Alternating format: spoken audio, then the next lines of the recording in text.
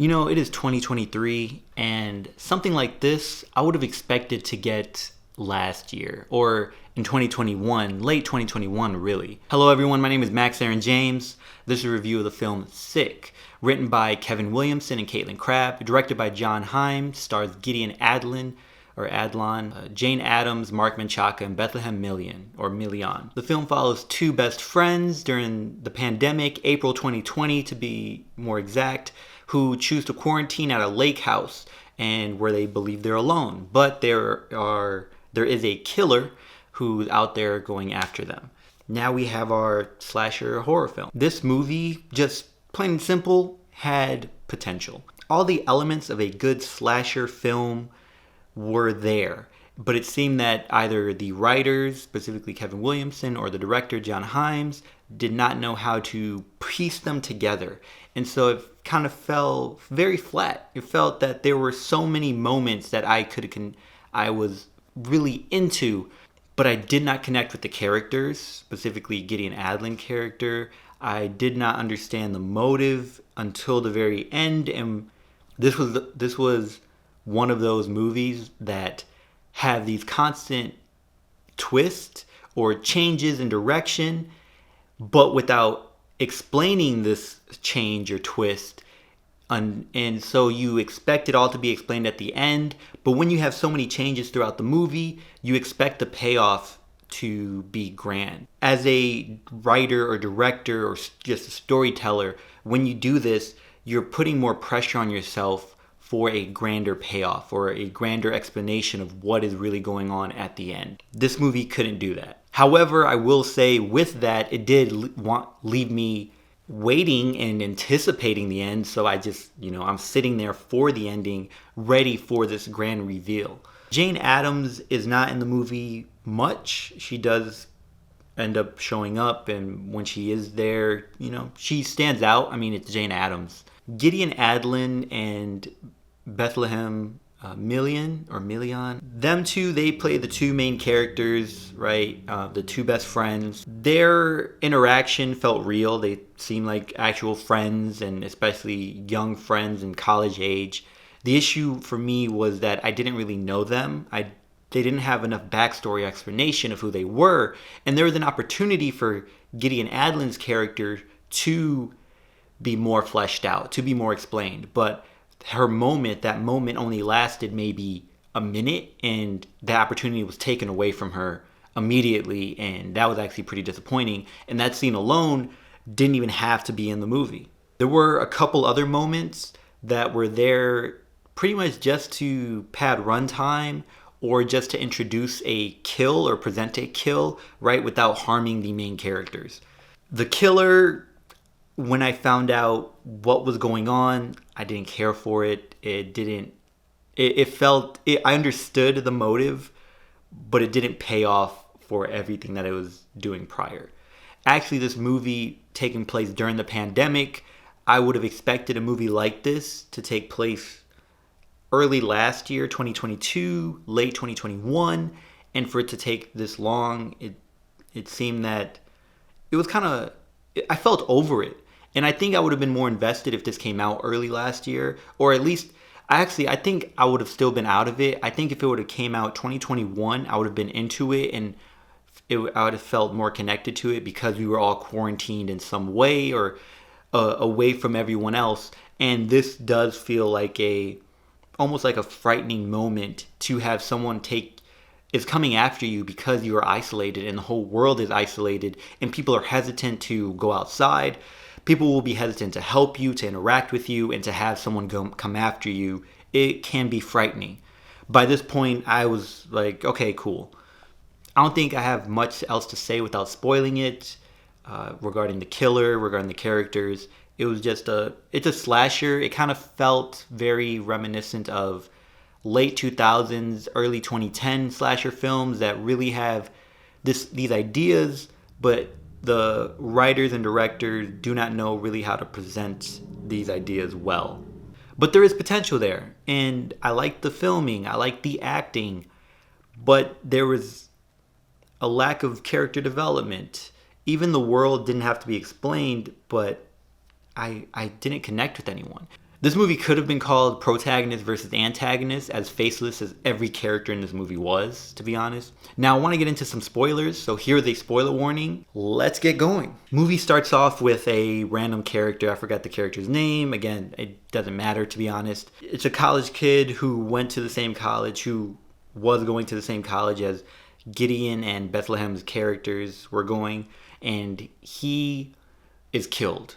We don't necessarily know why he was killed. He was just targeted, and then we start the story. So we're curious. Why is this person getting attacked? This person did make some stupid decisions, but for the most part, that action sequence between this character and the killer was cool. It was interesting. I was for it. Then we're introduced to Gideon and Bethlehem. I don't know the characters' names. Again, nothing really stuck. I think the only character whose name was told the most was Bethlehem's. So I remember Miri, but I don't remember Gideon, so I'm just going to call these characters by the actors' names. Gideon and Bethlehem are introduced to us. Bethlehem being a person who's very cautious, wearing a mask everywhere, spraying her area, washing her hands, sanitizing, wanting to be safe and avoid being sick, and avoid spreading the sickness to someone else. You have Gideon, who maybe cares about the, not getting sick and keeps her distance, but also doesn't. She went to a party, hooked up with some people, and doesn't really wear a mask even when her friend asked her. She eventually caves in for her friend, but for the most part she doesn't take it seriously. So we have these two characters quarantining at a lake house because Gideon, she was out hanging out with people, and I think they knew that someone was sick and passed from COVID, and so they're, quarantining. And she's supposed to quarantine alone, but she brings Bethlehem along because, you want company, and I understand that. I get it. The thing is that there is a killer who comes after them, and at the moment, again, we do not know why, and we're all right with not knowing at this moment. As the movie slowly develops, you start seeing maybe it's because they were at a party and they were in quarantine because they weren't being safe, and you have this idea, okay, this is why the killer's after them. The killer's after them because they're not taking this pandemic seriously. And you get introduced to this third character, DJ, who was someone that was hooking up with Gideon's character and all that, and he was pretty much introduced to show us the stakes and show us what is going on, show us the threat level and how dangerous this person is, and for the main characters to see someone get killed and realize, oh crap, we are in danger. DJ, I didn't care, right? Just like the rest of the characters, DJ was just as important to me as Gideon and Bethlehem's characters. So, yeah. So DJ gets killed. I actually liked the way he was killed, to be honest. When the killer was carrying him, from the back with a spear, through the back of DJ. And you would think DJ is over here walking towards Gideon. But he's actually, then she looks down and his feet are barely touching the floor, and he's being held. I loved that scene. And then he gets killed, and whatever, that happens. And now they're on, these two characters, Bethlehem and Gideon, are out running in this giant place of land that Gideon's family owns, and they're trying to escape. Tires are slashed, so they can't get out of there. I don't know how Bethlehem drove into the grass, but that happens, so they're stuck because the tires are torn, right? So it's just the rim digging into the grass.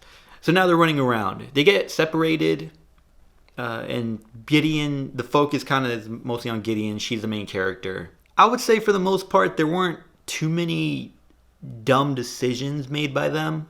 I would say they're mostly mistakes, and I think from an audience perspective, you would say, oh, that's stupid. But I guess if you're in that, thinking about it, if you're in that moment, I guess some of it made sense. Some of it you're not always thinking, especially when you're being attacked by murder, but still, it was all right. There is a point where Gideon and the killer are in the kitchen fighting, and Gideon slams the crap out of this character. I don't know what she was holding, but it's something metal, probably heavy, just banging it on this guy's face, and he's bloodied, and pretty much you would think he's dead. Anyway, another killer, another person in the same getup as the other killer pulls up, and you're like, oh, there's two of them. Cool twist, cool change. I was all for it. Cool, I'm with it. And this continues. But then this guy ends up not being dead, and he gets up, and his first thing that he wants to do is try to keep killing, when he clearly should be going to the hospital. Anyway, they get chased around a bit, and typical, chases, somehow they get away. Gideon ends up making it to another house, and she runs into a neighbor who has a daughter that Gideon would hang out with growing up, and she's like explaining, like, I know you, because this guy pulled up a shotgun. Some random stranger pulls in your house, I understand. And so they're talking. This character probably had 30 seconds of screen time. He's immediately stabbed and killed off. I thought this was a perfect opportunity to flesh out Gideon's character, to understand where she's from, know who she is, get an idea of this character. But no, we don't get that. Instead, we see this opportunity be taken away from not only Gideon, but from us. Like, I was like, wow, this scene is pointless. They didn't even have to introduce this character. They could have taken this all out. Honestly, DJ and this neighbor were there just to have a kill count added to the movie. The first character killed, I get that. That's in most slasher films. You have to introduce this random character that you could take out, but is still connected to the main characters, but you just kill them. So that I won't really say that was just to add to the kill count, but these two characters definitely were, and I did not care about them. Eventually we get introduced to Jane Adams' character, and you find out that she's in on this targeting, or this act, or this plan to kill. They introduced her character actually pretty well. I thought it was pretty funny. Gideon, she sees this car pulling up. She runs to the car and starts banging on the window. And it's Jane Adams sitting in the car. She's like, what? Hey, do you have a mask? She's like, hold on. She puts on a mask. Then asks Gideon's character, do you have a mask? While she's like, what? And you see the killer walking towards them. She's like, what the fuck? And then she pulls out a mask. Jane Adams pulls out a mask. She's like, I have this extra mask. Gives it to her. She puts it on. It had chloroform, I'm guessing, because Gideon passes out. Now we're back at the lake house, and Jane Adams is sitting there with the killer, the other killer. The other killer is still dead. The first killer, he's dead on the floor. Jane Adams puts a swab, I believe it was Jane Adams. Could have been another killer. I don't know. Doesn't matter. They put a swab into her nose and then test it. They're testing it. They're doing an at-home test. Immediately, I'm like, oh, they're just testing if these people get tested, right?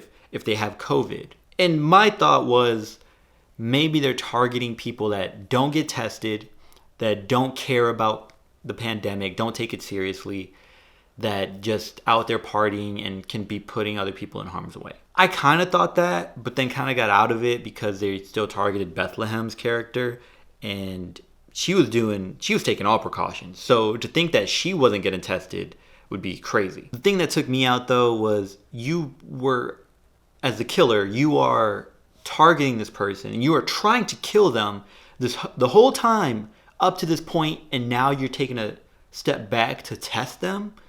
It was that kind of thing, and I didn't get it. So we find out that Jane Adams and Mark Menchaca are a couple, and the other killer that was killed was their son, but they had a youngest son who was at the party, who Gideon made out with at least, and he got COVID and passed. Struggle breathing, the symptoms. Gideon apparently is asymptomatic. The test came out positive, and they're upset, and they blame Gideon for doing this. And everyone that they killed prior was from tracing. They were tracing, how their son could have gotten sick, and they got to her. Bethlehem is just and DJ are just, they happen to, they're going to get killed anyway because they happen to be there with Gideon.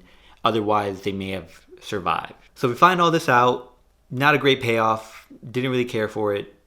But it was cool. I mean, this is a movie I expect to be made at one point. I would expected it to be sooner, like I've said.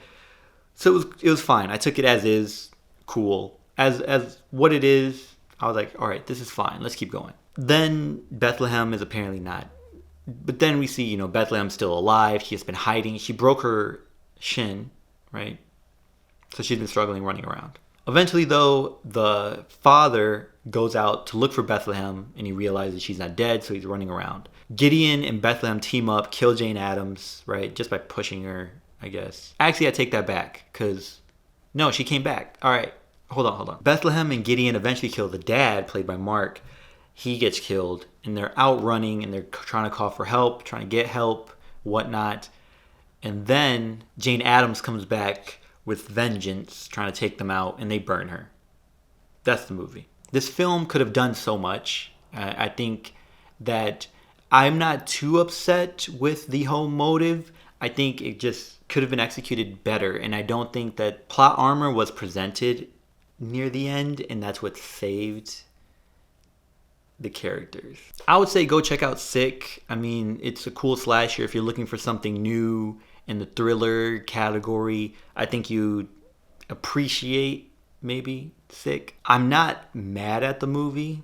You think about it. I mean, it's on Peacock. Go ahead, check it out, right? I think it's worth checking out. Until next time, take care of each other. Check up on one another. Check up on yourself. And remember, potential has no limit.